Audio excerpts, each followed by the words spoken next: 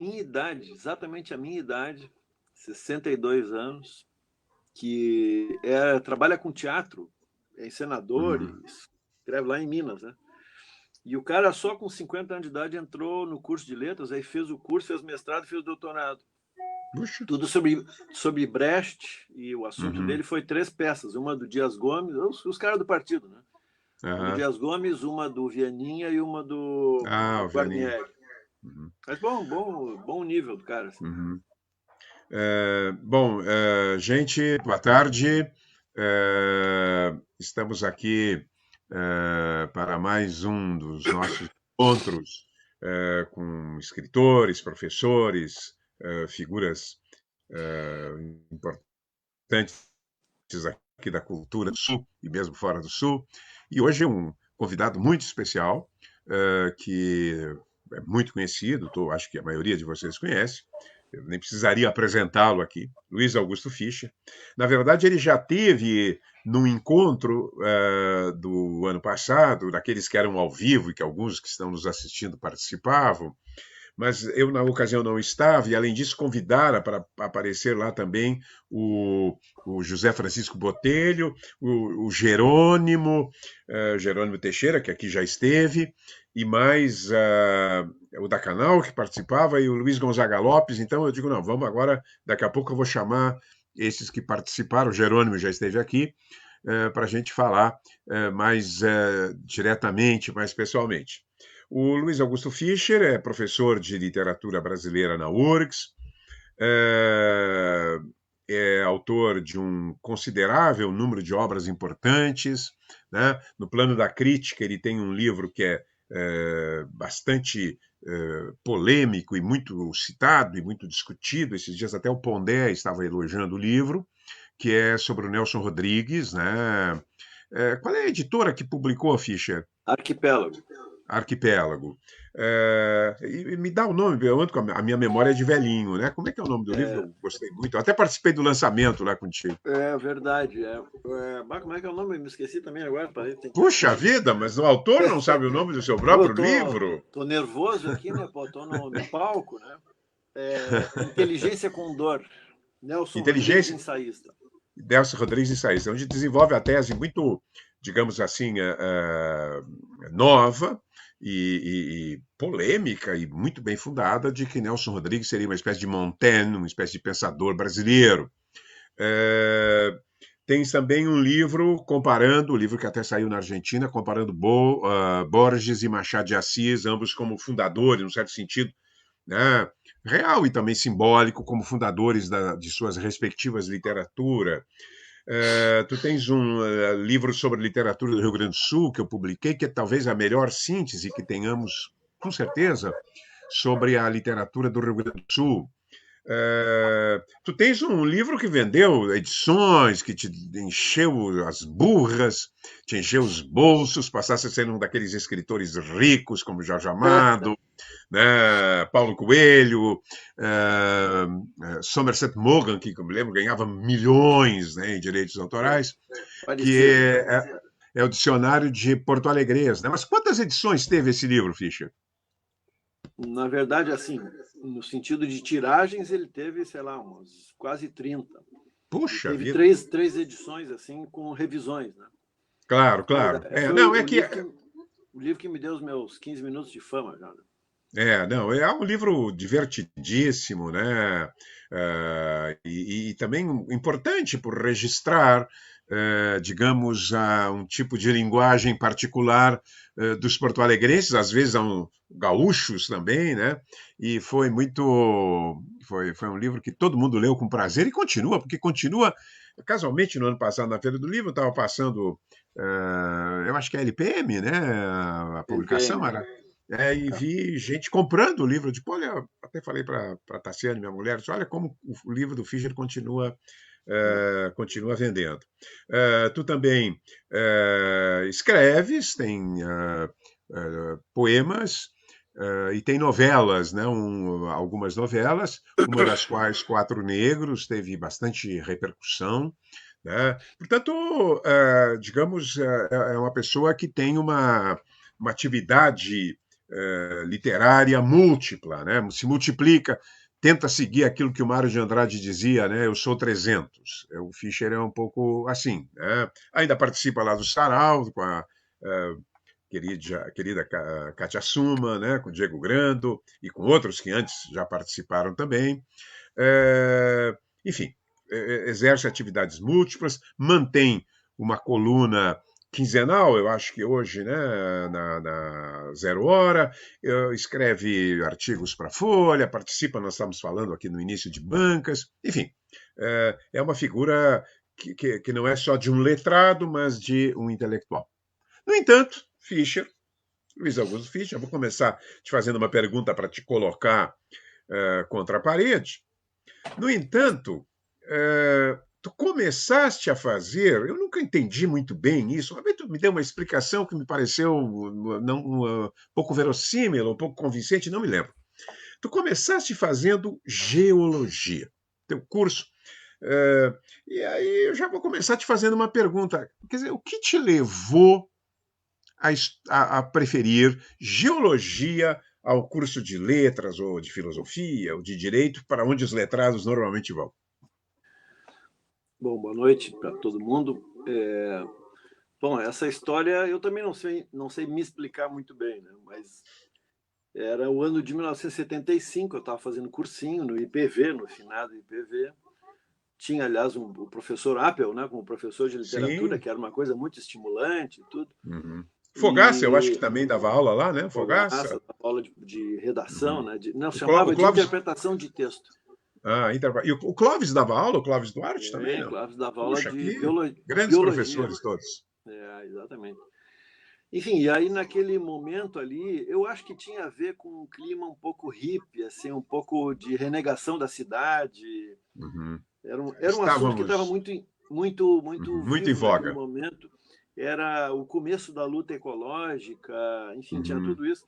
Eu acho que um pouco por aí, assim, eu pensei em fazer geologia, né? Tinha um conhecido meu, irmão de um querido amigo meu, que fazia geologia, achei muito interessante aquilo. E, bom, eu fui escoteiro com 11 anos de idade, dos Uhum. 11 até os 13 anos de idade, na Sojipa, que é o meu clube. Então, e depois eu saí, que eu achei aborrecido muito aquela disciplina chata e tal. Mas eu sempre continuei gostando de acampar. Então, o negócio Uhum. da vida, não a vida exatamente no campo, assim, mas essa vida Uhum. alternativa, como se dizia Se na tu era época, um alternativo, tu eras me um apelou. alternativo. Fazia artesanato de couro e essa coisa toda, né? E eu acho que para a geologia foi um pouco isso, assim, sabe? Foi um pouco Uhum. a ideia de ter uma profissão, sei lá, que saísse da cidade. E aí, mas voltando ao nosso tema aqui da leitura, né? Sabe que na geologia eu tive colegas muito interessantes, por exemplo, além de colegas aqui da minha idade, assim, que, enfim, com Uhum. experiências diferentes e tal, tinha colegas mais velhos. Acontece muito na universidade, né? Tu encontrar gente de outra geração na mesma Uhum. sala de aula. E eu tive dois colegas de sala de aula que tinham estudado na União Soviética. Puxa. Tinham começado o seu curso lá, né? Na Uhum. Universidade Patrícia Lumumba e tal, a famosa universidade. Famosa. Uhum. E um desses caras é um cara muito interessante na minha formação de leitor, porque ele dizia muita poesia. Uhum. Então a gente fazia na geologia, tinha muita excursão, aquelas passar 3, 4 dias, ia não Sim, sei aquelas aonde e tal. excursões, E aí ele bebia pra burra, era uma figuraça o cara. E aí ele ia lá pra frente e declamava poemas, assim. Primeiro declamava em russo, que para nós não adiantava muito, né? Mas ele dizia Fernando Pessoa com Uhum. muito brilho, assim, sabe? Era uma coisa Uhum. comovente. E na verdade foi ali que eu conheci o Fernando Pessoa, com 18 anos de idade. No colégio eu não Uhum. tinha ouvido falar dele, não circulava, né? E ao mesmo tempo tinha ainda esse cara e mais uns outros, ainda eram caras ligados ao antigo Partido Comunista. Uhum. Então todos eles diziam: tem que ler o Graciliano Ramos, tem que ler o Drummond, né? Os escritores do partido, né? O Dionélio. Então também foi um momento muito estimulante, assim, de aprendizado, de leitura. Por isso, né? Porque era uma Uhum. parceria interessante, uma parceria, Uhum. gente como eu, digamos, né? Com os Aham. mesmos gostos, e que de repente me apresentava toda uma nova possibilidade de leitura. Foi muito E, legal. mas, Mas aí também foi isso. Aí quando chegou já no segundo ano, assim, eu comecei a ter eu fiz a primeira parte do curso, fiz 5 semestres lá, né? Aham. E eu peguei a pior parte do curso, porque tu tem muita matemática, cálculo, geometria analítica, física, uma porrada de química e tal. Uhum. E eu ia mais ou menos bem nas matérias, assim, mas realmente me faltava gosto, sabe? Uhum. Chegava um ponto que eu dizia, pô, o que eu vou fazer com isso aqui tudo na minha vida, né? E ao mesmo tempo Uhum. eu lendo muito e com toda a minha história. Meu pai é professor, Uhum. né? Foi professor de latim, foi professor de português, com toda uma militância na esquerda Uhum. católica que eu tinha no colégio, né? Enfim, todo esse lado, sei lá, humanista, né? Que me levava Uhum. mais para a área de humanidades ou de artes. Uhum. Então, naquela época, a gente podia ter 2 matrículas na universidade, né? Então, eu fiz um outro vestibular no final do meu segundo ano de geologia. Então, quando eu entrei no meu terceiro ano de geologia, eu comecei a fazer o primeiro semestre de letras. E aí Uhum. enlouqueci, né? Porque era 78, Uhum. eu tive aula com o professor Sérgio Gonzaga, um jovem professor Sérgio Gonzaga, Puxa, de literatura sul-rio-grandense. sul-rio-grandense, é. Porque E foi o ano em que foi quando o Guilhermino entrou na compulsória. Então, tu uhum. dava aula junto com ele, né? O Guilhermino, no meio do semestre, ele Puxa, fez 70 anos e ele severo, não era podia ir. é, E, ao mesmo tempo, é, eu tive aula com o Baltazar, de linguística, sim, que era sim, uma grande figura, um cara com um humor sim, muito meu maravilhoso. amigo. É um grande senso de humor, querido, né? Se foi cedo. Teve, aliás, uma É. cena boa, Sérgio, essa aqui para os mais jovens também é uma cena boa para lembrar. Primeira aula com ele começa a falar sobre concepções do Platão, sobre linguagem, não sei o que lá e Uhum. tal. Daí ele diz assim, bom, se alguém se interessar por esse assunto, tem um capítulo tal do livro que desenvolve mais. E eu estava acostumado a estudar na geologia, porque eu estudava para burro. Assim, Uhum. varava noites decorando coisa para prestar prova na primeira hora da Uhum. manhã. O que não O que, que eu acontecia em fiz? letra. Eu almocei lá no campus e de tarde fui para a biblioteca e li o capítulo. Uhum. Aí na aula seguinte ele começou a aula, começou a falar de uma coisa, e eu levantei o dedo e disse, professor, aquele capítulo que o senhor sugeriu para ler, aí eu comentei qualquer coisa, né? Aí ele, daquele jeito escandaloso, ele disse assim, o quê? Um aluno de letras foi para a biblioteca e leu o que eu tinha recomendado. Mas não é possível, o que está acontecendo? Aí foi muito legal. E aí, claro, aí eu me É. encontrei, né? Porque aí, pô, tive aula Uhum. sei lá, com a Maria Helena Martins do primeiro semestre. Era, enfim, um universo Uhum. muito interessante, muito estimulante. Aí, intelectualmente, eu me encontrei Uhum. muito ali, né? Claro. É curioso tu evocando esses anos 70, né? De fato, foi meio mundial também, mas aqui no Brasil parecia assim uma certa inadequação à modernidade, né? A casa no campo, né? Eu me lembro que ali nas imediações de Taquara fizeram um loteamento chamado Mundo Novo e que trazia claramente, assim, era um loteamento, nem sei, acho que nem deu muito certo. Na hora vendeu tudo, mas ninguém foi morar lá, um lugar muito meio pouco inóspito.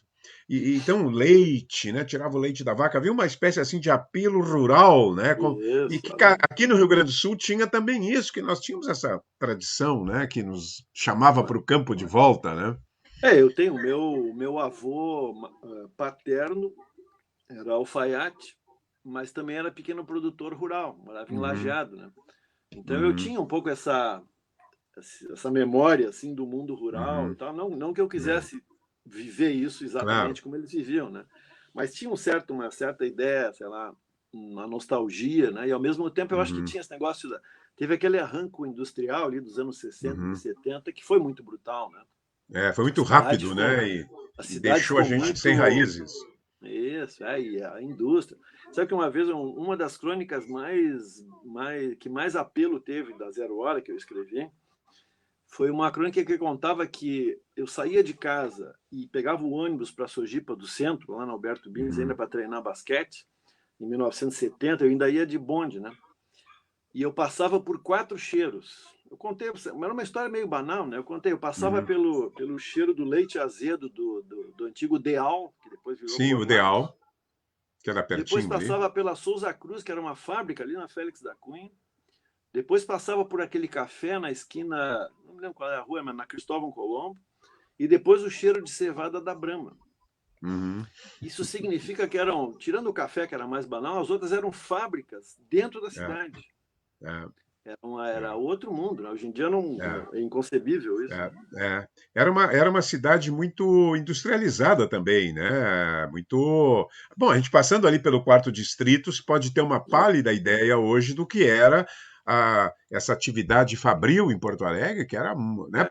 É, A nossa economia era a terceira, seguramente, lutando ali com a do Rio de Janeiro, né? Para um segundo lugar, né? Isso é. tudo não é o nosso alvo aqui, mas tudo se foi, né? Ou quase Fazendo uma tudo se foi. sociologia reminiscente aqui. É, uma sociologia da nostalgia, né? É, mas na tua casa, voltando agora, já queria satisfazer essa curiosidade da tua passagem pelos acampamentos de geologia, olhar as estrelas, tocar violão, tomar E, uma cerveja, né? Uma caipirinha, fumar um cigarro. né? Na tua casa havia livros, então, sendo teu pai professor. Havia um estímulo para a leitura? sim, sim, sim. Era muito. Tinha, meio que tinha livros fisicamente dentro de casa, né? Uhum. Tinha, simbolicamente, assim, o meu pai tinha a coleção do Machado de Assis, aquela da Jackson, né, de Da Verde, 31, aquela? 32 volumes, né? Enfim, o meu pai e minha mãe ainda são vivos, os dois, né? Uhum. Eles são figuras muito ligadas ao mundo católico. O meu pai foi Uhum. seminarista jesuíta, né? Uhum. E se tornou um latinista, assim, de muito bom nível, mas acabou fazendo a vida dele, a vida profissional dele foi mais como administrador e burocrata e tal, né? Uhum. Mas continuou sendo professor até se aposentar.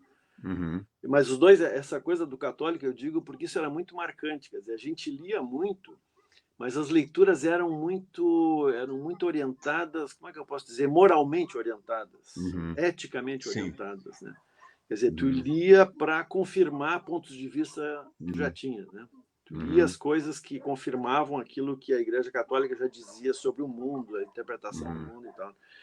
Tinha algumas coisas renovadoras que eu não cheguei a ler, mas quando eu era menino eu me lembro que eles liam o Teilhard de Chardin, assim, Uhum. uns teólogos assim um pouquinho mais modernos e tal, né? Aham. Mas não era leitura de ficção, sabe? A minha mãe gosta de ler Aham. romance até hoje, Uhum. mas não era leitura, como é que eu vou dizer, livre.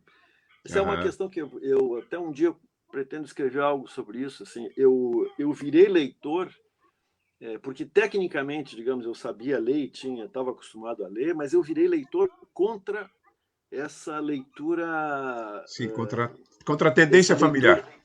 exatamente, contra essa leitura que afunila a perspectiva, sabe? Aham. Então, toda essa ideia de tu ler literatura como uma coisa que multiplica os sentidos, na minha infância não existiu, na minha infância e na minha adolescência não existiu, né? Então, a gente lia muito, imagina quantas Uhum. vezes eu li ou ouvi texto religioso, né? Uhum. Eu fui à missa até os meus 19 anos de idade, por aí. Uhum. Só que eram leituras que não ecoavam como a leitura da literatura, quer dizer, uma Uhum. leitura, sei lá, como é que eu posso dizer, emancipadora, Uhum. criativa e tal, né? Então, é isso. Até por isso é que, dando um passo ao seguinte, até por isso que quando eu comecei a ler romance, eu fiquei fascinado por causa justamente da abertura que isso permitia, né? Uhum. Uhum. E eu já É. te contei isso aí uma vez, eu comecei a ler romances por uma coleção que a Abril lançou de clássicos recontados. Uhum. Uhum. Era Uhum. assim, a gente lia, tinha Odisseia, o Dom Uhum. Quixote, mas também tinha Uhum. Oliver Twist, tinha, Moby tinha Dick, algum né, que eu me lembro. exatamente, tinha algum romance Uhum. russo, tinha Karl May, enfim, um Uhum. monte de gente que a gente lia, que eu lia, e eu ia comprar na banca o livro, entendeu? A cada 15 Uhum. dias saía um livro, eu ia lá, comprava e lia aquilo com um fervor enorme. Uhum. É engraçado, né? E, E aí eu me tornei leitor de ficção. e que idade tu tinhas quando fez essa leitura aí Isso é desses de clássicos 12, adaptados? 12 para 13 anos, por aí. Isso durou por Uhum. um ano, mas um ano e pouco essa coleção. Eu tenho ela Uhum. até hoje, né? É curioso que hoje Que eu legal. revisitando aqueles livros, é uma coisa impressionante. Aquilo era adaptado por escritores de segunda linha, assim, né? Sim. Alguns até muito bons, como o Coni, por exemplo, né? Coni, é. Adiná Silveira de Queiroz, mas É. pelo, como é que chama? O pai do Ivan Lessa, que ele, o Origines Lessa. Origins Lessa, aham. Então, eram os caras que É. liam um romance e recontavam. Bom, o enredo Uhum. estava lá, então isso já era uma garantia de um bom vigor, né? Uhum. Mas sabe que É. alguns têm um vocabulário absurdamente inconveniente para uma criança, para Sim. um jovenzinho de 12 anos. Aham. Era uma coisa meio, um pouco um eco de Rui Sim. Barbosa, assim, né? Mas É, eu e eram, sobrevivi àquilo. eram de alguma forma velhos, né, escrevendo para jovens. Mas muita gente já aqui já falou, até na semana passada ou retrasada, né, que não me lembro quem tocou nesses clássicos, né, que havia, inclusive, de parte de certos professores, eu no colégio, tinha um professor lá que não gostava que se fizesse, não, tem que ler no original, mas como um menino de 14 anos, 15 anos vai ler Exato. Moby Dick, né? É muito difícil, a não ser que ele tenha tido uma formação de leitura. E Não. eles, eu sempre dou o teu exemplo, assim, mas tem outros exemplos que aqui apareceram, de como essas adaptações funcionam, né, como um impulso, né, para mais tarde ou logo adiante tu entrares na literatura. Qual é o colégio que tu fizeste, Fischer? Eu fiz o São João, estudei no O São São João. João, São João. É. Vocês moravam ali Não, naquela região, não? morava ali, exatamente, ali perto da Uhum. Sojipa, do São João ali. Aham, Não tinha, não foi uma formação muito boa no sentido da literatura, não foi. aham, Mas eu peguei aham. uma época muito legal porque assim, eu comecei a estudar no São João quando era um colégio só de homens. E Uhum, eu estava na segunda série do ginásio quando o colégio se fundiu com o Santa Terezinha, que era o colégio das freiras que ficava do lado. uhum. Então eu tinha 12 anos de idade quando as moças começaram a entrar na Subitamente, mesma os sala que eu, anjos entendeu? penetram, né, cantando, e tu Não, gritando, aquele aleluia, e né? foi e tinha um diretor lá que era um irmão laçalista, um cara muito interessante, muito dinâmico, um cara que apoiava muito iniciativas culturais. Eu fiz muito teatro no colégio. Enfim, Uhum, foi uma época muito bacana, assim, no sentido da experiência viva, né, de uhum, colégio. Eu tenho uma recordação muito grata do colégio, uhum, mas não intelectualmente. uhum, Intelectualmente não foi muito estimulante, não. uhum. Nessa fase da adolescência aí, lá no colégio, é, fora esses teus clássicos revisitados por bons escritores, tu e a tua turma, claro, provavelmente só os rapazes, embora aqui eu já tive confissões de escritoras que liam livros obscenos entre 15 e 17 anos, ou a tua formação católica rígida te impediu de penetrar nesse mundo de emoções, digamos assim, vulgares e crepitantes? É. Não, olha, eu acho que para compor esse quadro eu tenho que dizer o seguinte, é que eu tenho uns primos mais velhos que eu, assim, 4, 5, 6 anos mais velhos que eu, que me ensinaram a ler o Pasquim muito jovenzinho ainda. Não, o Pasquim Então, já era uma alternativa, pelo então menos. Né? isso, não, então assim, na mesma época que eu estava lendo esses clássicos recontados, eu comecei a frequentar o Pasquim, claro que Uhum, entendendo 10% daquilo, né? Mas uhum, a picardia do Pasquim já estava presente, claro. tanto uma picardia mais sexual do Ziraldo, por exemplo, o Ziraldo Uhum, era é, muito metido a conquistador e tal, né? Quanto um humor mais azedo do Jaguar, do Ivan uhum, Lessa. Ah, uhum, cara, eu esses dias ainda contei isso aí. Eu lia, tinha uma página do Sérgio Augusto, do Pasquim, ele repassava grandes publicações que ele lia, que ele acompanhava dos Estados uhum, Unidos, não sei da onde, e dava dica de show de filme, coisas que estavam completamente fora do meu horizonte. Mas eu lembro que eu lia aquilo ali e dizia, pô, esse é o mundo que eu quero conhecer, entendeu? uhum, uhum, Então, mesmo essa coisa sei lá, da coisa mais sensual, etc., para mim ela entrou uhum, muito por aí, né? Mas uhum, não foi de leitura de romance, por exemplo, não foi romance proibido. Eu ouvia falar isso, assim, me lembro de gente mais velha dizer que tinha lido, sei lá, Naná, como tu, né? uhum. Adelaide Carraro e É, tal. não, essas boas Mas leituras isso é, que eu tenho, das é, quais tenho uma certa nostalgia, naturalmente, como temos não, sempre do é que passado. eu peguei um momento assim que eu era adolescente quando a pílula anticoncepcional entrou em cena, né? Aham, Então era sim. misterioso ainda, ninguém sabia bem o que fazer com aquilo, mas o assunto assim de que as mulheres também tinham atividade, tinham proatividade na questão sexual já estava aparecendo, né? Aham. Sim, os anos 70 Então, já, né? já Aham, era uma coisa mais vigorosa. E isso enfim, de certa forma, isso aí eu acho que equilibrou um pouquinho a coisa, né? E por outro lado, eu aham, acho que também vale dizer o seguinte, que a partir dos 14 anos, eu comecei a me engajar muito na coisa da esquerda católica que tinha sobrado da antiga Ação Popular, né? AP. Uhum. É. E aí também tem coisa de leitura, né? Que era uma leitura que, olhando de agora, assim, eu vejo que ela não me dava muito prazer, mas Uhum. enfim, era um horizonte de leitura bem interessante, né? Ler literatura de denúncia e essa coisa toda, Aham. né? É. Daqui a pouco entra o Eduardo Galeano com as veias abertas, então, e É. essas coisas assim eram muito Isso foi estimulantes, porque um. era no livro que a gente encontrava essa É, informação, né?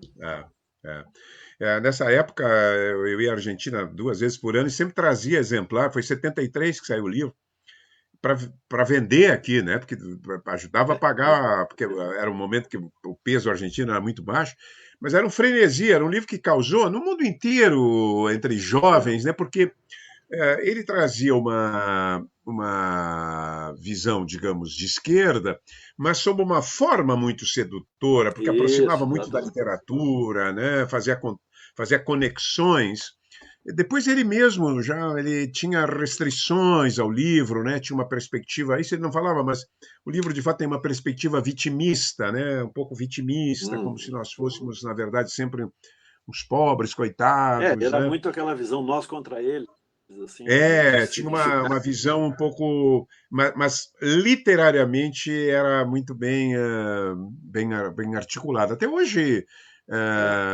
vende esse livro e tem admiradores desse livro, né? Não, eu Eh, reparei ainda alguma coisa da leitura desse livro não faz muito tempo, e aí eu vi, por exemplo, coisas como a seguinte: ele mostrando como a escravidão no Brasil e nas Américas tinha produzido os insumos da Revolução Industrial na Inglaterra. uhum, Esse tipo de conexão, entendeu? O algodão uhum, feito, né, ou nos Estados Unidos ou aqui no Maranhão era exportado para a Inglaterra e lá eles uhum. faziam os tecidos que eram vendidos para cá. Esse tipo de conexão eu não vi no colégio. Aulas de história ninguém falou Claro, disso. não, era muito inovador, né? Era uma. Olha aqui o Mauro. Mauro O Mauro Castro? do táxi, né?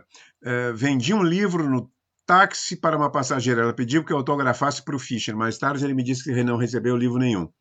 Prefiro crer que ela gostou e tanto resolveu não presentear, né?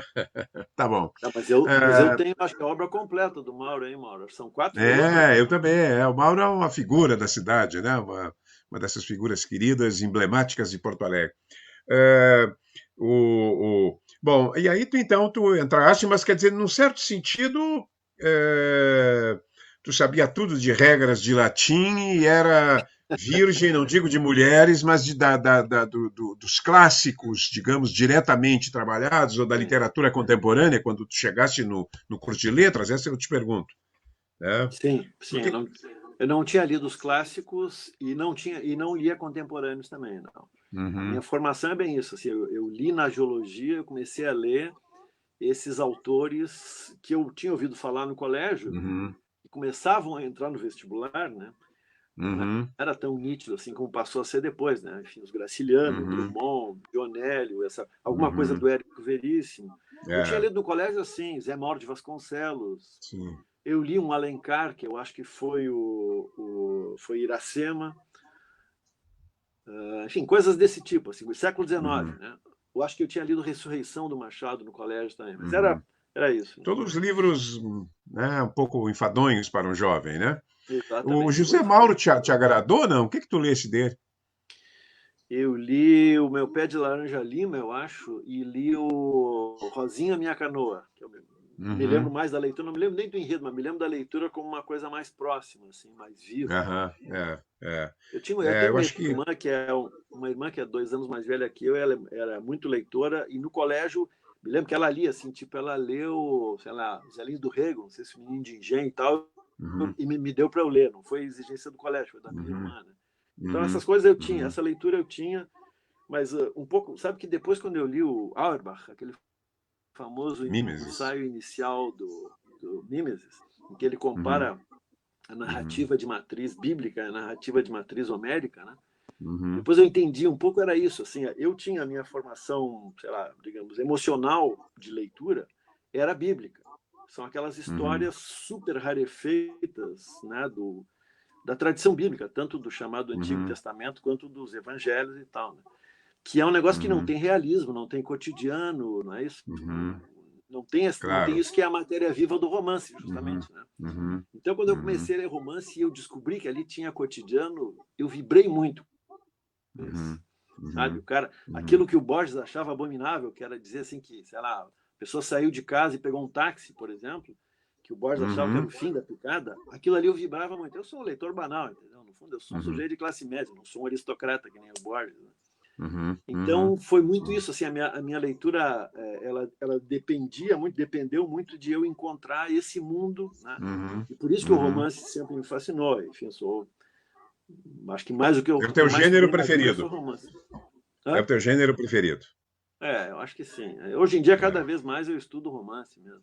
Mas eu te perguntasse... Ficou o gênero preferido do Ocidente, né? No literário continua, me parece. A poesia ficou num nicho, né, de alta requinte. O conto também tem muitos leitores, né? O teatro é para representação.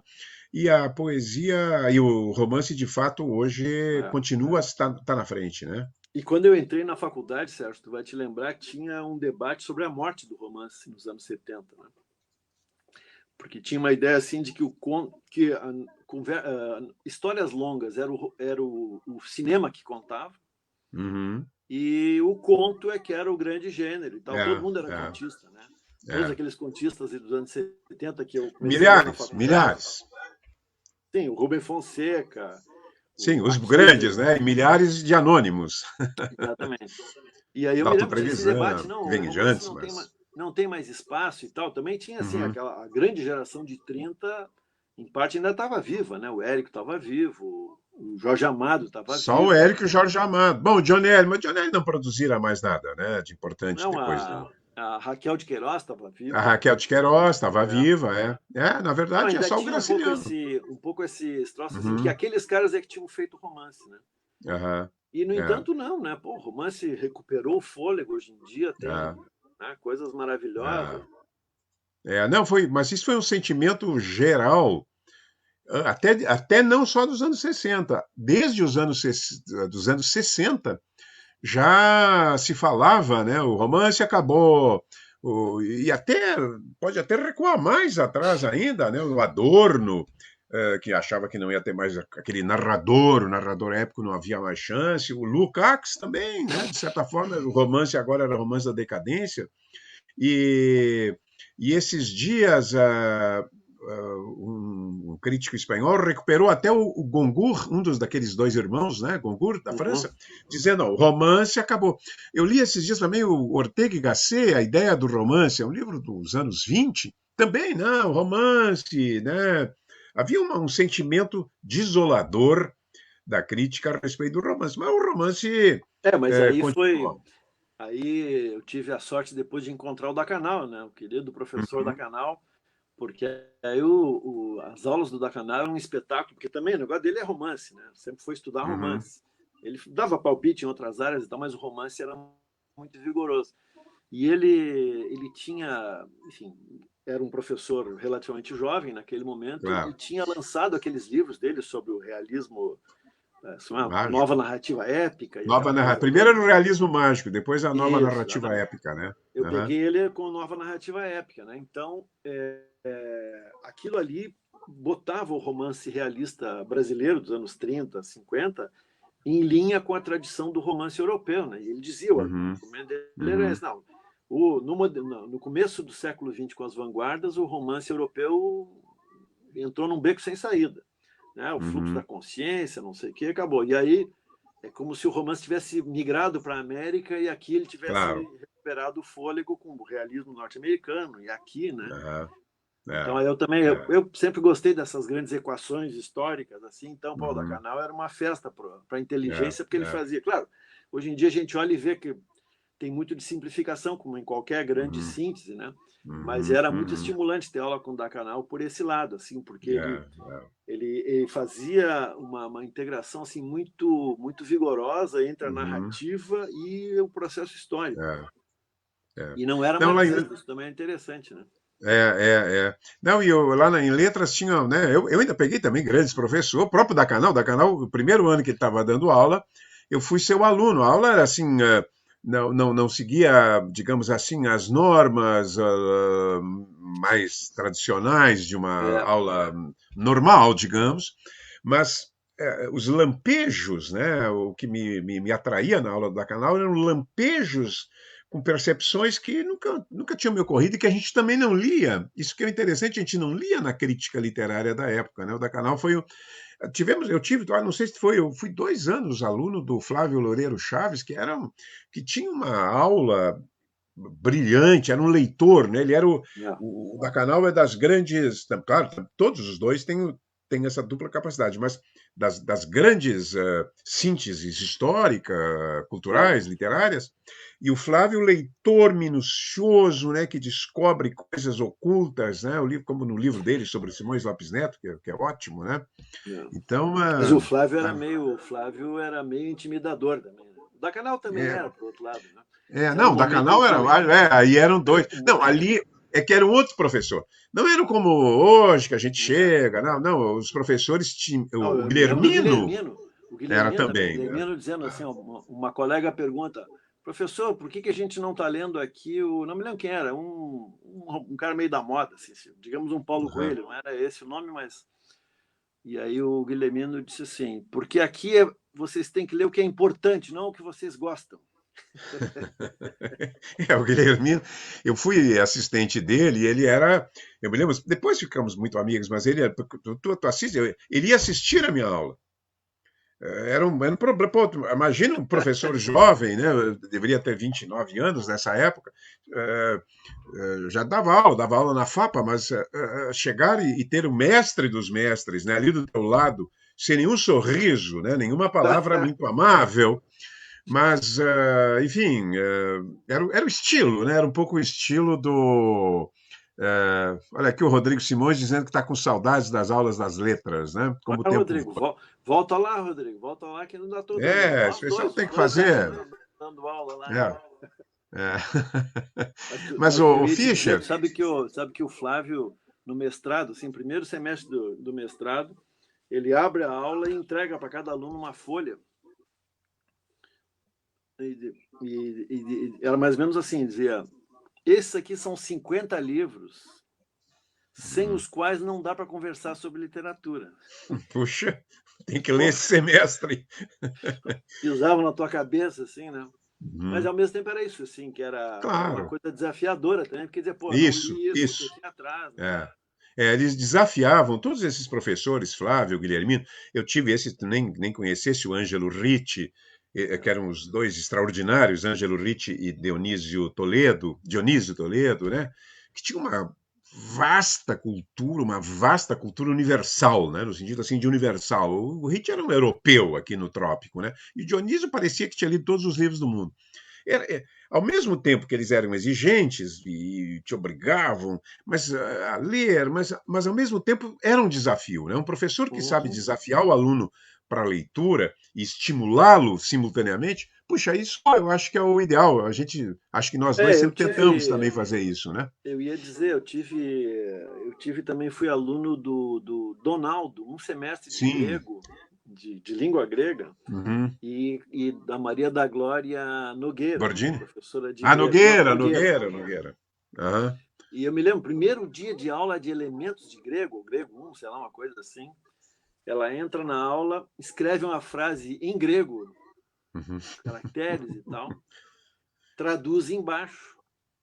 E a frase era assim: o homem admira o universo, uma coisa assim, não sei de que era a frase. E aí ela diz: bom, e a gente copiando aquelas letrinhas maravilhosas e tal, né?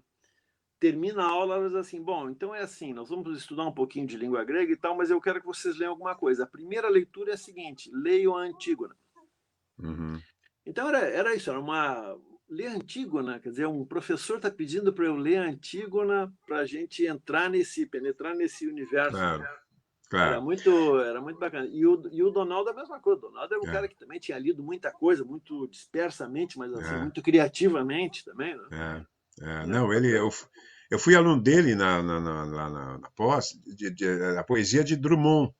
E os alunos, e ele passou também uma lista enorme, só fiquei eu em aula, o que me dava vantagem que quando eu não queria que tivesse aula, eu não ia. Mas foi espetacular, né? O diálogo com o Donaldo sempre era espetacular. Deixa eu te perguntar, agora então passamos, tu está na faculdade, já deixou a magrinhagem, lembra que chamava magrinhagem, os alternativos era chamado a magrinhagem, os magrinhos, né? Tu deixou de ser magrinho, tu continua, mas um magrinho simbolicamente, né? Abandonou os rituais. Chegasse a Garopaba na época também, não? Praia do Sim, numa Paz. barraca, chegasse até a vida na barraca, dormir, né? Perfeito. Então tu deve te identificar com alguns contos do Caio, de Pedras de Calcutá, né? Aqueles contos mais de hippies, né? E alternativos, pessoas que É, viviam, não era bem na margem, né? Era uma espécie de margem é. cultural, né? Mas o Caio, assim, o Caio era uma leitura significativa, mas naquela época o Caio me parecia sombrio demais, assim. Uhum. E essa vida alternativa para mim ela era uma coisa solar, pelo contrário. Alegre, aham. Era, tinha Era les joies de vivre, joie de né? vivre, exatamente. É. Mas deixa eu te perguntar, na faculdade, qual foi o teu primeiro livro? O Benjamin falando uma vez do Dostoiévski, ele disse uma coisa interessante. Tem livros que nos agradam muito, nos deixa cheio de admiração, mas tem livros que nos arrebatam de tal forma que nós ficamos em estado de choque por muitos dias, né? Teve algum livro que te deixou em estado de choque nesse período da universidade? Teve sim. Então, tem dois que eu me lembro assim imediatamente de ficar em estado de choque, dois franceses, O Estrangeiro do Camus e A Idade da Razão do Sartre. Puxa, A Idade da Razão foi um livro assim que me deixou muito mal, muito mal. é, é. Nunca reli e acho que nunca Não, vou não poder. releia. Não, não, não, não releia, ficha. Não, não, eu li também fascinado quando fui reler, sabe, É, aquele romance que não funciona não funciona, né? literariamente, né? Funciona com uma disposição de ideias, né? O Estrangeiro eu já Não leio. reli e o livro é bom, né? O Estrangeiro Uhum. segue sendo bom, né? Aquela sensação de anomia do estrangeiro, Aham. aquilo ali realmente também me deixou assim, muito impactado, né? Uhum. E, Uhum. tu falasse do Benjamin aí, mas não sei se assim, se tem relação, mas eu me lembrei também quando eu li o Dostoiévski, né? Eu acho que eu primeiro vi o filme dos irmãos Karamazov, e Uhum. depois é que eu li Uhum. o livro. Aquilo ali também foi um negócio assim de outro mundo, né, para mim. Foi um grande romance. E um outro romance também, outro francês que até hoje me deixa siderado é O Vermelho e o Negro. Ah, E esse é esse um eu li romance. foi num contexto de aula do Dacanal, que entrou em É. cena e eu não tinha lido, fui atrás. E esse livro tem cenas assim daquele romance que parecia que é eu que estava É. vivendo. É. Parecia que era eu que estava vivendo. Naquela É. cena que o cara, mas o nome do cara, me esqueci agora, o personagem É, tá. o Gé Sorrel, Julien O Sorrel. Sorrel, Julien Sorrel. Tem uma cena que ele tá. Ele é preceptor lá dos filhos do, sei lá, que é do Uhum. prefeito, coisa assim.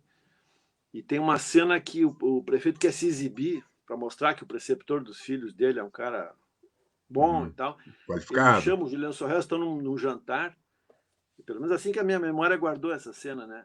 E aí o prefeito diz assim: vocês querem ver como é bom esse cara aqui, esse guri que eu contratei, esse interiorano, né? E então ele diz a primeira linha da página da Bíblia e o Juliano Sorrel recita o resto, que Uhum. ele tem de cor. Então o cara dizia uma Uhum. linha e ele pá. Só que enquanto isso, enquanto o cara está recitando de memória, do outro lado da parede é a prisão da cidade ou algo assim, tem uns presos ali do outro lado. E aí tá o cara e aí o narrador entra na subjetividade do personagem e mostra que o personagem está dividido, dizendo assim, pô, eu tô aqui com esses caras, mas na verdade eu me sinto mais parecido com aqueles caras ali que estão do outro lado da parede. Né? Uhum. Enfim, cenas como essa, assim, É. ficaram na Ah, minha memória para sempre. e- Né?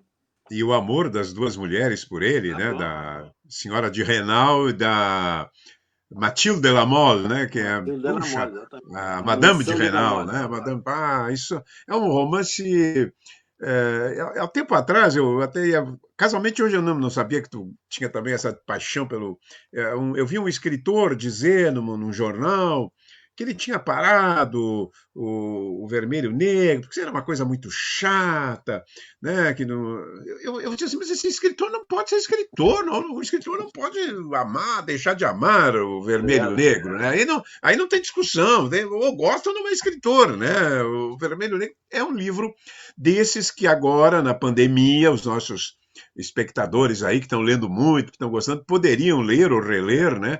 Porque é a época de ler os calhamaços, né? Os grandes textos, né? Os livros que põem o mundo em pé, né? E agora São tem textos... essas novas traduções de tudo aí, né? Todo o Uhum. Dostoiévski está repassado, né? Pelo Rubens Sim, Figueiredo. Dostoiévski agora com tradução direta, porque eu li naquelas edições da É, José Olímpio, mas tem uma que coisa engraçada, vinha do sabe? francês, né? Vou te dizer uma coisa curiosa. Claro que devemos sempre defender a tradução direta, mas tu sabes que a melhor versão, eu gosto muito de uma história que agora foi traduzida do Dostoiévski, uma historinha curta, uma novelinha, A Dócil.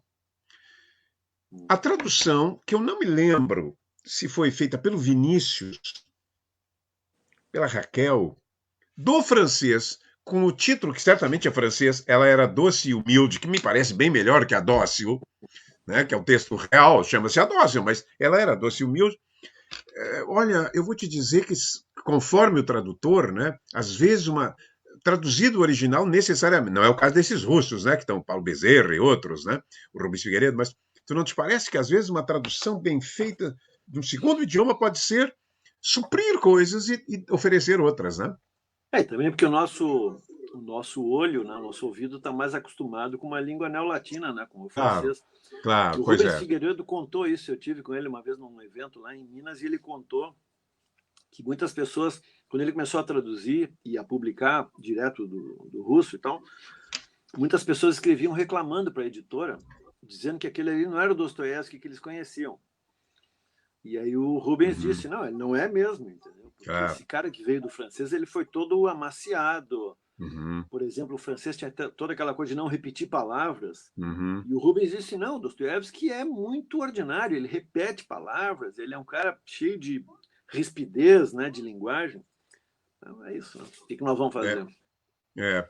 Eu tenho uma amiga, é daqui, foi minha colega de aula que trabalhou, agora ela voltou, trabalhava na França como inspetora geral, na França ainda tem inspetora de ensino, inspetora de língua portuguesa, e ela disse que o Paulo Coelho, os 2 ou 3 primeiros livros foram muito bem traduzidos, na França eram muito melhores que no original, né? Então, o Paulo Coelho teve no primeiro momento uma recepção, inclusive nos círculos intelectuais franceses, né, Porque por causa aqui da ele, tradução aqui que... ele no começo ele não deixava revisar, né? Quer dizer que Uhum, os erros faziam erros. parte do evento É, literário. tá. Aliás, o Paulo Coelho, vocês viram a história que ele foi uma senhora aqui do interior, eu acho, com o marido, queimou o livro do Paulo Coelho na churrasqueira, falando mal dele. Chegasse a ver, não? Não, não vi. Procurem, os que estão nos ouvindo, pode procurar no YouTube que tem. Que é uma senhora, uma coisa deprimente. Daqui, certamente daqui do interior, ela arrancando páginas e tem uma pessoa filmando e dizendo: o que a senhora está fazendo aí? E a mulher arranca e diz assim: eu estou queimando esse comunista que Paulo Coelho? fala mal do Brasil, não merece nada, eu estou arrependida de ter lido os livros dele e tal. Não, uma coisa assim. Tanto que a Academia Não, não. Brasileira de Letras, a Academia Brasileira de Letras, saiu dos seus cuidados e fez uma nota. Agora de tarde fez uma nota Agora eu estou repudiando. me lembrando dessa história. Me diz uma coisa, Fischer, voltando ainda às tuas leituras, é, teve algum clássico que tu largou pelo meio? Todos nós temos de repente, uma derrapada lá, né? Um clássico que diz, não, e não voltou mais? Tem, eu contei para a Cláudia. A Cláudia veio aqui fazer o elogio do Thomas Mann terça-feira, que eu Ah, estava ela fez assistindo. ontem uma paixão, claro. Thomas Mann é insuportável. Não, os É, Buddenbrook eu gostei também, mas eu fui aham. ler A Montanha Mágica, eu só resisti ali assim com muita Mas paciência, sabe? E chegasse eu até o fim? fui lendo assim, sabe? Daquele jeito Uhum. de acompanhando o enredo, É, né? é, Fui derrotado por ele. Claro, por é. outro lado, assim, aí tem o fato de ser profissional, digamos, da área, né? Às vezes eu leio Uhum, livros ruins porque eu quero conhecer, quero saber por que ele é ruim, ou, né, onde uhum, é que está o problema. uhum, Então, por exemplo, eu não posso dizer que o Moby Dick me dá prazer de ler, né? Não dá uhum, prazer. Algumas passagens, sim, alguns momentos, sim, mas no conjunto o livro é muito chato. As partes uhum. descritivas assim são insuportáveis, né? Mas isso aí já não é eu como leitor. Às vezes as pessoas dizem, eu te admiro como leitor. Não, peraí, vai devagar. Eu sou um leitor. A Cláudia está dizendo, Olha a quero Cláudia admirar. Leitano botando que tu era uma criança, volta lá, irmão. Não, Né? pô, não, as novelas dele eu gosto também, mas o Montanha Mágica não tem jeito. Romance de ideias é um fracasso, né? Esse é um Aham, exemplo assim bem vivo de que não deu certo, né? uhum, E uhum, eu que nem o Drummond, assim, lembra daquele poema do Drummond, quer dizer assim, não me tragam originais para ler, uhum. né, estou atrasadíssimo nos gregos. Eu me sinto assim também, né? Eu tô atrasado nos gregos, né? Tem Uhum, muita coisa da tradição clássica que enfim, acabou que eu não uhum. li, né? Quando eu Claro, penso claro. nisso, assim, nesse passivo de leitura, é difícil. Mas, por É. exemplo, Mas todos os tempos, né? A Divina Comédia eu li porque eu tinha que ler, assim, mas eu não Uhum, usufruí da leitura, né? uhum, E uhum, assim podia uhum. citar outros, né? É. Todo leitor tem um passivo, todo leitor tem dívidas, né? Todo leitor tem. Algum livro que tu leste a primeira vez não te impressionou e que numa segunda leitura tu mudou totalmente de visão? Eu não sei se é bem esse o caso, mas assim, um leitor um autor que eu li e só li direito depois de enfrentá-lo pela, sei lá, segunda ou terceira vez foi o Machado de Assis. Uhum. O Machado era, É. quando eu estava na graduação, eu li, na verdade sabe quando tu lê assim, eu li assim, tipo, especialmente o Brás Cubas e Dom Casmurro, Uhum. eu lia e dizia, eu intuía assim, porra, isso aqui tem graça, mas eu não estou entendendo qual é a graça, sabe? Era Uhum. uma piada que eu não alcançava, né? Uhum. Faltava. A Patrícia Lima está dizendo que eu estou devendo essa de Queiroz. É verdade, o essa eu não li tanto quanto eu devia, é verdade. Uhum. Mas, enfim, o Machado é um É um caso crime, desses. crime, crime, crime lesa pátria, lesa Portugal. É, mas eu acho assim, tá bem, a gente tem que ler todo essa, mas se você leu, se o leitor aqui ler os Maias, tá, e não pode começar com os Maias, porque os Maias é realmente uma obra Ah, extraordinária, extraordinária. mas falando só para terminar o raciocínio, o Machado, para mim, assim, era o grande desafio, porque todo mundo dizia que era bom, todos os bons leitores me diziam que era uma leitura imprescindível.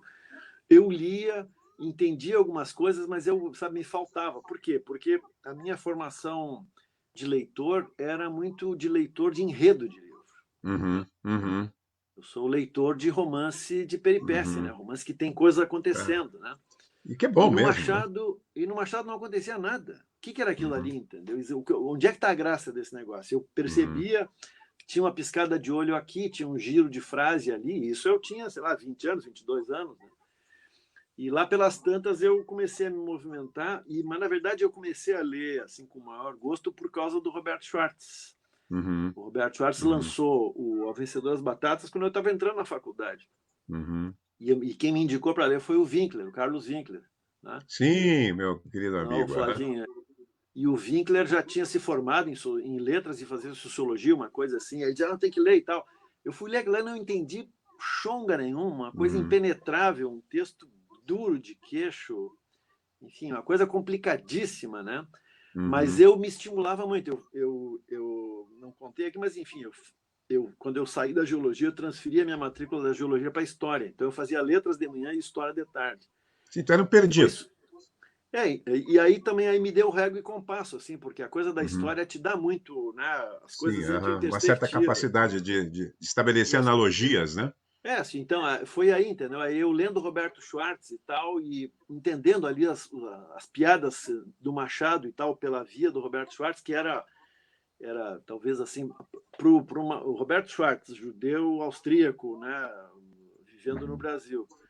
Assim como para mim, um menino né, do quarto distrito, né, nascido em Novo uhum, Hamburgo, mas vivendo no quarto distrito, chegando nesse grande mundo brasileiro, né, do mundo da plantation, mundo da casa grande e tal, aquilo ali para mim era muito exótico, eu não entendia. Por exemplo, isso eu digo para os alunos até hoje, né? O que era José Dias exatamente no Dom Casmurro? Eu não conseguia entender aquele cara. Nunca uhum, tinha visto aquilo na minha vida. O que uhum, que é isso? Um cara que vive na casa, mas ele não é nem marido, nem pai, também não é funcionário exatamente, mas não deixa de ser, é meio preceptor. O que que é esse cara, entendeu? uhum. Então, no fundo, foi isso. Assim, o Machado de Assis dependeu de eu ficar mais maduro para entender, para ver que ali estava a coisa, a experiência brasileira que eu não conhecia experiencialmente, né? E aí, bom, aí É, eu não parei nunca mais de ler o Machado de Assis, uhum, né? é. O, o, é, nessa época aí de faculdade, que a tua esposa não nos ouça, tu usou o livro, porque isso é uma característica de pessoas que amam os livros, né? Porque tu sabe que quem gosta de livro estabelece uma comunidade, né? Tu usou o livro, tu usou um presente de livro, assim, para seduzir uma colega. A literatura te serviu mais do que uma exploração da interioridade ou do mundo social? Mas é claro, é claro. Uhum. Não vou Qual contar era o aqui, mas teve livro uma que tu casa. né? Qual era o livro que tu desse? Dá um dos que tu desse, por exemplo? Poesia, era poesia. A poesia. É, o Uhum, cara que realmente, assim, que para mim é o cara mais expressivo da poesia de língua portuguesa é o Fernando Pessoa, né? Na minha formação de leitor, né? Especialmente o Álvaro de Campos, mas o Fernando Pessoa uhum, em geral, né? Então, pá, o Fernando Pessoa era uma uma chave que abria muitas portas, né? uhum, Por exemplo, essas portas. Assim, alguém que se queixava da vida como eu, que dizia nunca conheci quem tivesse tomado porrada, né? uhum, Não uhum. quero que me peguem pelo braço, né? Aqueles Sim. rompantes ali. Aquilo ali era Então eram muito. ataques insinuantes, levemente sórdidos também, né? Porque usando a Ah, literatura para nada, outros objetivos que nada de não os, sordidez, não, nada de os sordidez, era literários, tudo. né? Fischer, ainda continuando aí, na literatura brasileira, fora, tu já citaste, bom, que a tua paixão, e acho que de todos os professores e, enfim, dos letrados brasileiros por Machado de Assis, quem mais são os autores que te apaixonaram vivamente, né, na literatura brasileira? Poesia, conto, romance? Ah, eu tive uma fase muito drummondiana, assim, eu li muito Uhum, Drummond, fui muito encarnado, assim. E na poesia ele e o João Cabral, né, que são distantes entre si, assim, o João Cabral é uma paixão mais cerebral, né?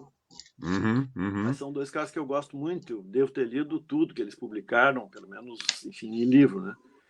E para mim, os dois autores superiores do Brasil são Machado e Guimarães Rosa.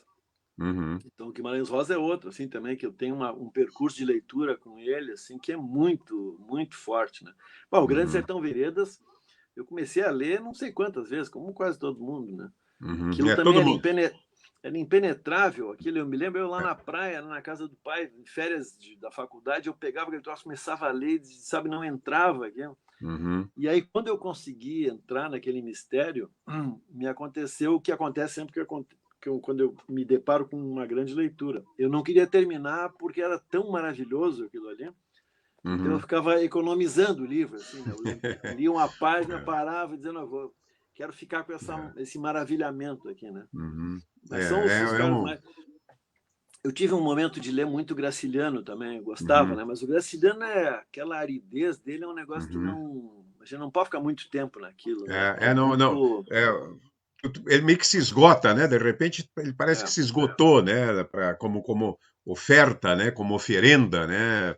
Bom, Para o leitor, eu né? li outra leitura para mim apaixonante, eu li contigo na literatura sul-rio-grandense, eu li O Tempo e o Vento, né? Ah, Aquilo ali, esse é um livro, né? eu É um tinha belo também livro. 20 anos de idade, não tinha lido aquilo. É. Hoje em dia dá para ler mais jovem, assim, aquilo já se Uhum, tornou mais compreensível, né? uhum. Mas aquilo ali é um negócio arrebatador também, né? É Grandes arrebatador. personagens, grandes movimentos, né? E o engraçado, né, que o Érico tinha atrás de si um punhado de romances menores. E depois, não que eles fossem menores, mas nenhum romance realmente é substancial depois do Tempo e É, o Vento. O Tempo e o Vento se ergue como uma montanha ali, né, na obra dele, né? é uma coisa Exatamente, né? interessante, né? Uma vez, para lembrar de um querido amigo nosso já falecido, o Moacir Scliar, né? O Scliar, uma vez eu conversei isso com ele, assim, que era... Aliás, quando se completaram os 80 anos de vida dele, quer dizer, ele já tinha falecido, né? Quando se Uhum, completaram 80 anos do nascimento dele, eu até fiz uma matéria para Zero Hora, eu entrevistei, eu mandei assim, sei lá, uns 100 e-mails para conhecidos meus de variados Uhum. tipos, de vários lugares do Brasil, perguntando qual era a leitura mais marcante do Scliar. E isso era uma coisa que eu me lembro que o Scliar comentava. Ele dizia assim, né, que ele tinha muitas leituras, muitos livros, muitos leitores, mas ele não sabia bem qual era o ponto, sabe, o ponto Uhum. culminante, né? Hoje Uhum. talvez seja o Centauro no Jardim, né? Que é um livro Uhum. que, enfim, eu já acompanhei como leitor adulto, já feito. Uhum. Mas o Uhum. Érico não, não. O Érico é evidente, assim, quando ele fez O Tempo e o É. Vento, o resto virou paisagem, Uhum. né? Não tem. É, porque realmente chegou a um ponto, né, esplêndido. Uma vez tu falasse, nós estávamos um debatezinho assim, e tu falasse de um livro que te foi muito marcante. Eu até hoje não li, eu estou com ele aqui, mas por aquela circunstância, até sempre que eu vou falar contigo, eu vou ler esse livro, que é Zen, como é que se chama aquele Zen, a Arte das Assim, Motocicletas? Como é que Zen é? e a Arte da Manutenção de Mas Motocicletas. tem um título estranho, né? Não, esse é um livro também que me arrebatou também. Esse é um livro maravilhoso. É um livro de um cara, de um americano chamado Robert Pirsig. Pirsig, se escreve Pirsig. Uhum. E ele foi traduzido aqui também, lá na segunda metade dos anos 70, eu acho. Uhum. E, bom, eu me lembro que eu me fascinei pelo título. Eu encontrei o livro na antiga Sulina, lá debaixo da Borges, Coronel lá. Genuíno com a Borges ali, né? Exatamente. Naquela livraria a gente entrava, ficava catando, assim, achando Tinha livros, muito né? livro, né? E eu me lembro que eu achei aquele livro e digo, puta, isso aqui. E Zen, a coisa do Zen eu tinha uma certa fascinação. Eu, como todo mundo da minha geração, lia algumas Uhum. coisas desse troço de, enfim, Ah, tá, Zen, tá, tá. Doin, essa coisa Aham. toda, né? E, e o Zen e a Arte da Manutenção de Motocicletas, e pô, esse troço aqui. E aí realmente é um livro muito heterodoxo, assim, muito interessante, porque ele conta, ele na superfície ele é a história é um sujeito relatando uma viagem que ele fez de moto com o seu filho na garupa, uma viagem Uhum. assim do estado de Minnesota até a costa do Pacífico. Mas nesse percurso são relatadas histórias de um personagem que no começo não se sabe bem quem é, que é chamado de Fedro, que é um Uhum. cara, enfim, no fim tu acaba sabendo, vou dar um spoiler aqui, que é esse mesmo narrador que está de moto na sua versão antiga, no seu modo Uhum. antigo de ser. E, então tu tem esses dois planos, né? Tem um plano do presente, que é uma viagem de moto, que aí combina com um negócio meio hippie, né? De passear, moto, liberdade, vento na cara, não sei o quê. E com esse passado dele, porque esse cara ele era professor de língua materna no Uhum. passado. E aí ele conta uma série de experiências de ser professor e tal. E ele teve um baque emocional, psicológico, sei lá, psiquiátrico, né? Não vou contar todo o livro aqui. Uhum. Mas então o livro é esse, ele é um livro de memórias, mas ao mesmo tempo é um livro um pouco de filosofia, porque na medida em que o cara vai contando histórias, esse narrador do primeiro plano, ele vai refletindo sobre aquilo ali. E ele Uhum. eventualmente vai até os gregos, vai até Kant, não sei o quê. É isso, é um livro heterodoxo que fala muito sobre escrever. Então, essa é uma. Uhum. Eu dou aula de texto desde 1980, desde que eu comecei a dar aula de redação e essa coisa toda, né? Então, esses livros, assim, que de alguma maneira se dobram sobre o próprio exercício da escrita, eu acho Uhum. fascinantes.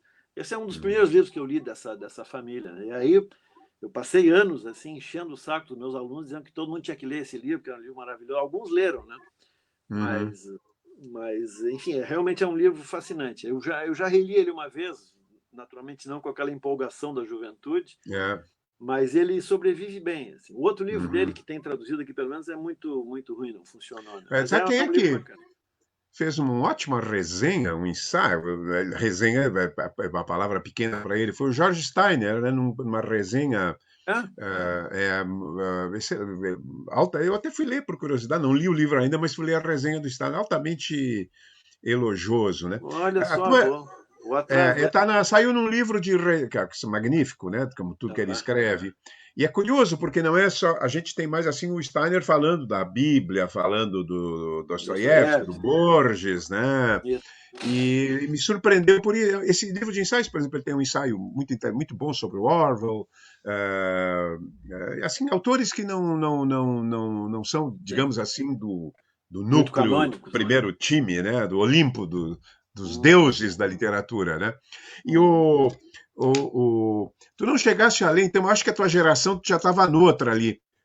Mas nos anos 60 se lia muito o Hermann Hesse. Tu chegasse a ler o Hermann Hesse? Chegou a te atingir o Hermann Hesse Eu ou não? li, eu li, foi uma das poucas leituras extracurriculares que eu fiz no colégio, também por causa de um colega. Eu li o Lobo da Steppe. Uhum, Eu me lembro assim que eu não fiquei tão fascinado quanto esse meu uhum, amigo.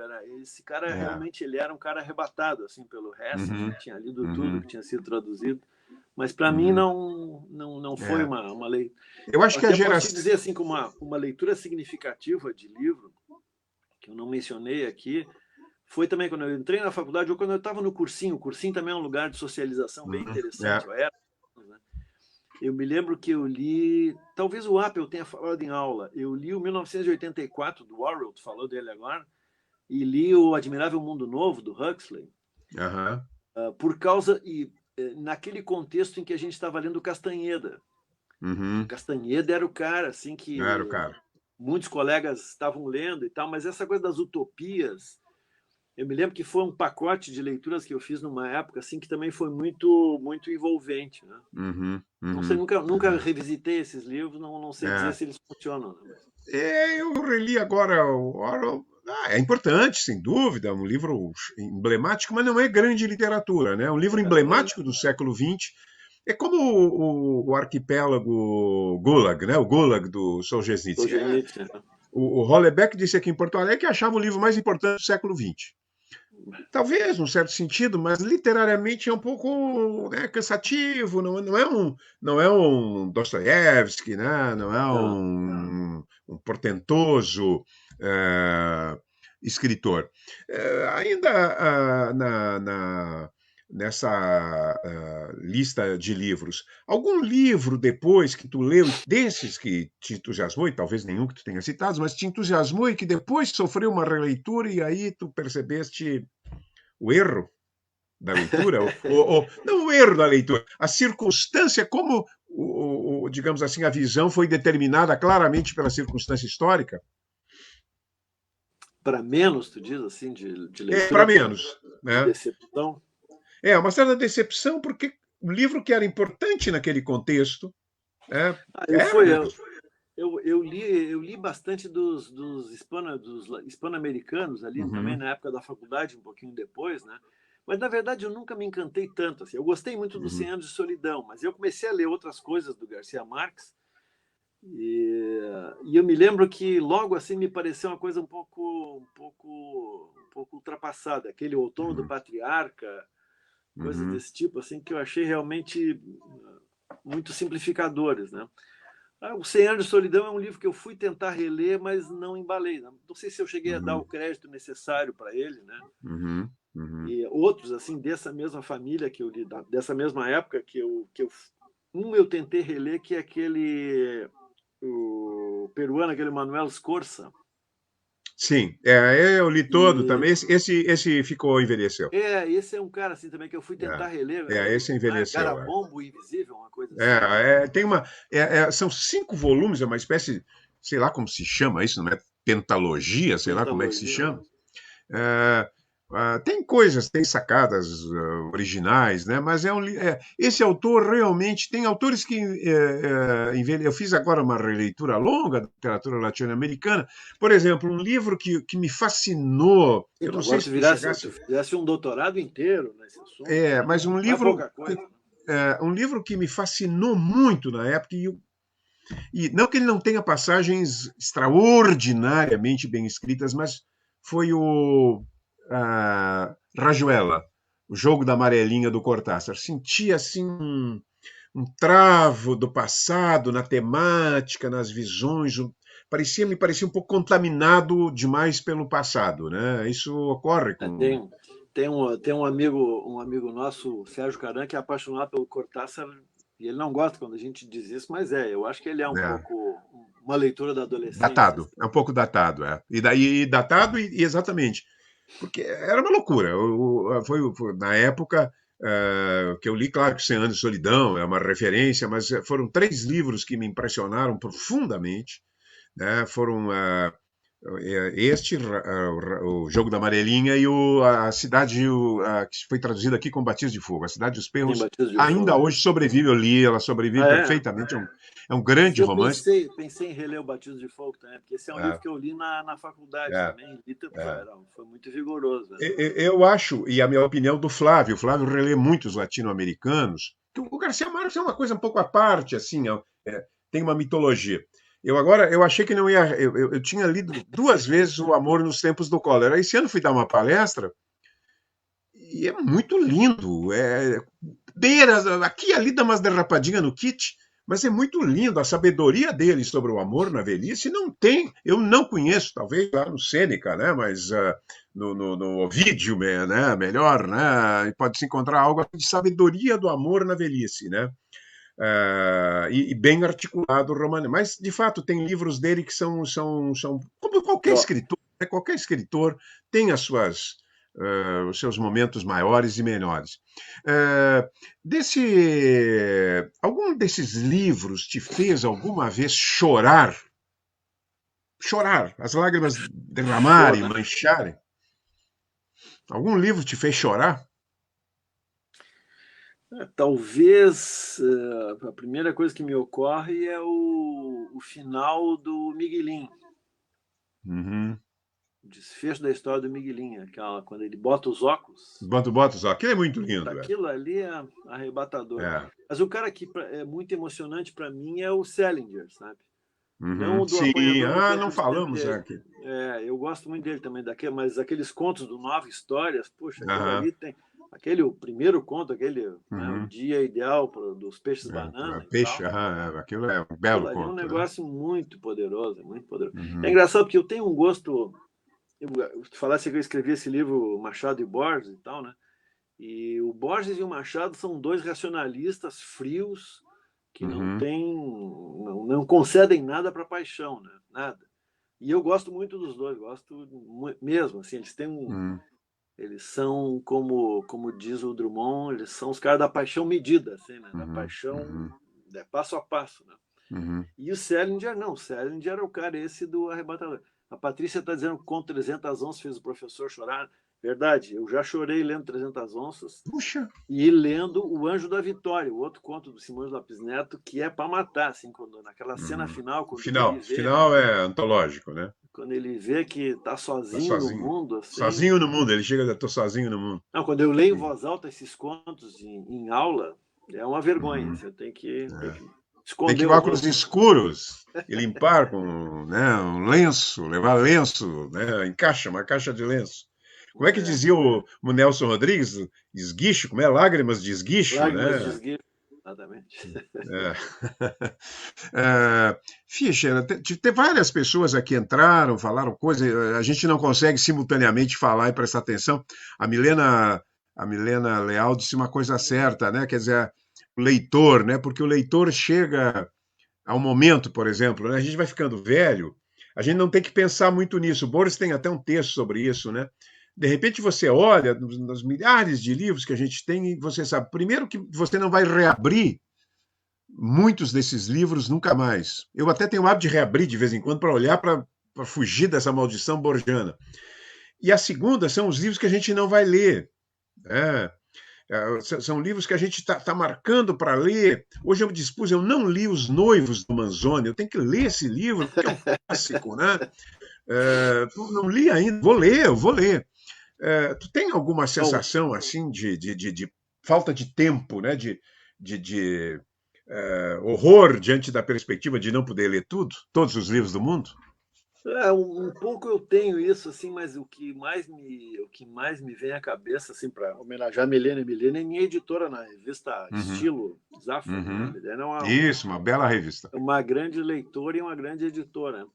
Mas o que eu mais tenho, assim, é um sentimento positivo, né? Eu olho positivamente para essa infinidade de livros sempre pensando assim, com otimismo que eles estão ali à minha disposição, né? Uhum. Então eu tenho Sim. minha visão não é derrotista, não. E por outro Não, lado, não eu é sempre da me lembro. finitude, não tens noção da finitude, Não, como não, eu não, nós diria. somos, nós Terias que somos reler, eternos. talvez, A Idade da Razão agora para ter essa consciência, Não. mas não Me lembra recomendo. do Não ler A Idade da o, Razão.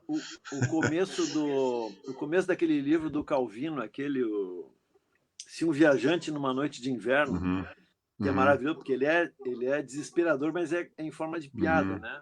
uhum, Ele narra em segunda pessoa, diz assim: você uhum, acabou de comprar o último livro de Ítalo Calvino. uhum, Um livro muito bom, tá? Leu uma resenha boa e tal. Agora você vai chegar em casa, vai se colocar na sua melhor poltrona, se fuma, vai botar um cinzeiro do lado, vai ligar uma luz adequada, vai avisar que não quer ser interrompido, e aquele livro vai entrar, vai furar a fila. Aí ele começa a fazer uma categorização dos livros que o cara tem em casa, assim. Aqueles livros que era para ter lido até os 25 anos e não uhum. foram lidos. Os livros que na última temporada foram muito recomendados. Aqueles livros que, sabe, ele faz um monte de lista, aqueles livros assim infinitos, né? E eu sempre me lembro dessa cena, porque daí isso não tem como, né? Não tem, Mas eu infelizmente. penso, eu penso com otimismo nisso, sabe? Como sendo assim, eu sempre posso me aproximar deles, né? Então Uhum. eu sou um otimista, eu sou meio poliana. Tá? Tá bom. Eu vou agradecer também a presença aqui de. O professor Gilmar falou aqui, o Gilmar, que é da UERGS, né, nos cumprimentando. Muita gente, nós temos aqui um público fiel, né? Tá aqui ele, ó, apareceu, né? Eu Nós do vi, o Grupo de Cassionei diz Contadores. qual é o nome do livro do Steiner, né? Tigres no Espelho. Eu dei uma É, olhada.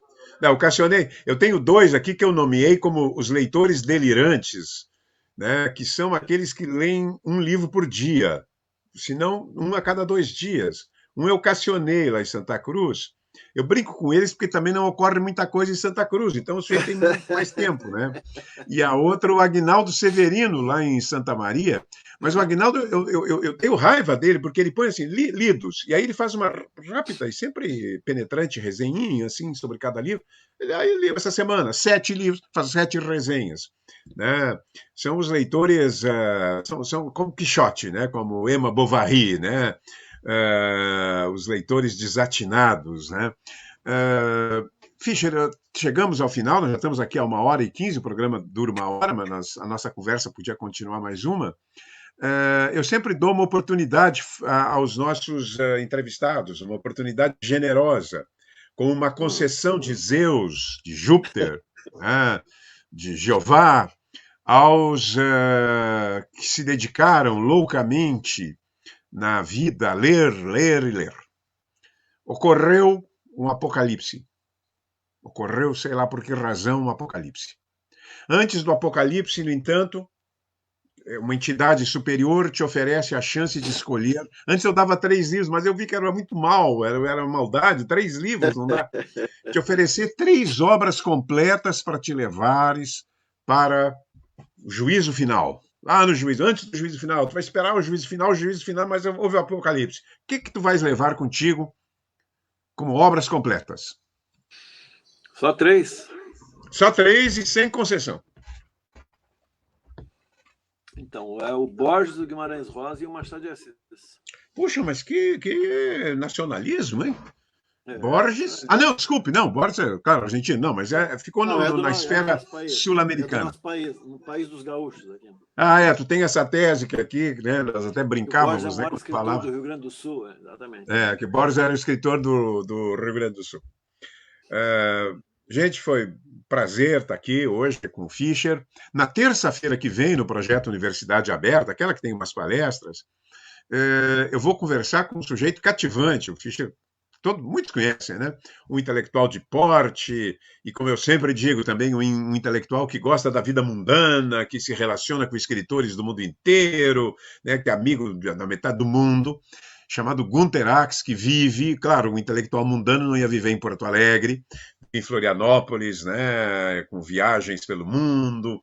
Gunther Ax. Gunther Ax vai falar de um assunto, a semana, é outubro, vamos lembrar agora, estamos lembrando 90 anos da Revolução de 30, E o Gunther é um grande estudioso de políticos, né, da política gaúcha, desde o Império, mas nós vamos pegar desde a Guerra Civil de 93 até 30, tomando linhas gerais, quem é quem, que ideias expressava, o que representava, por que nós dominamos, essa que é a verdade, por que os gaúchos tomaram conta do Brasil em 1930 e por que hoje ninguém mais dá importância, num certo sentido, para nós. Então é um tema palpitante. Claro que no meio eu não resisto, porque eu sou um velhinho bisbilhoteiro, fofoqueiro, né? Eu vou maledicente, eu quero ouvir alguma história trêfega de intelectuais, histórias essas que o Gunther conta maravilhosamente. Né? Foi um prazer, Fischer, te receber aqui. Já é a nossa segunda ou terceira conversa assim, e sempre funciona. A gente tem até gostos parecidos. Isso, Né? Então, obrigado aí para quem está nos falando. E na terça-feira, assistam que vocês vão gostar do Gunther Axt, né? O grande Gunther Axt. Obrigado, Fischer. Obrigado, tchau. Tchau para todos.